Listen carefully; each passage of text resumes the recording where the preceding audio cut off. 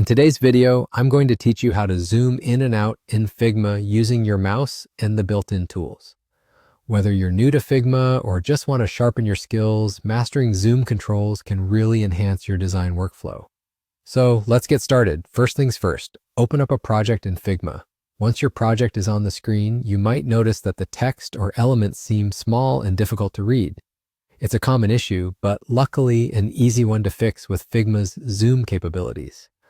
One of the quickest and most intuitive ways to zoom in and out is by using your mouse scroll wheel.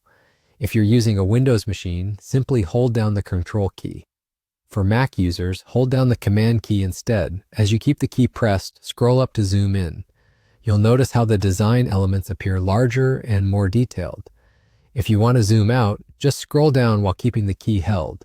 This gives you smooth and precise control as you navigate around your design landscape, making it easy to focus on specific details or get a broader view of the entire project. But hey, let's say you're not in the mood to use your mouse, or perhaps you prefer using on-screen controls. Figma has you covered. If you glance over to the top right corner, you'll spot the zoom options neatly nestled there. Click the drop-down menu and you'll discover a variety of choices such as zoom in, zoom out, and zoom to fit. Clicking on zoom in will enlarge your canvas, akin to a magnifying glass revealing intricate details.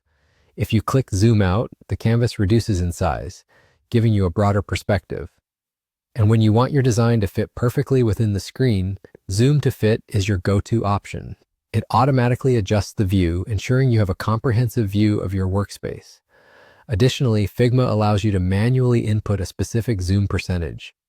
Just type in the desired percentage, say 10%, and press enter.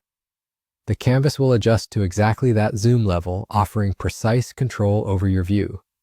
It's particularly handy when you want to maintain consistency or have a specific perspective in mind. And there you have it.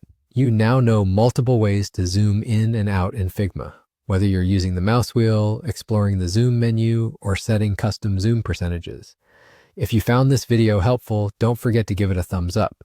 I'd love to hear your thoughts or any questions you have, so drop them in the comments. And of course, be sure to subscribe for more quick and insightful Figma tutorials. Thanks for watching, and I'll see you in the next one.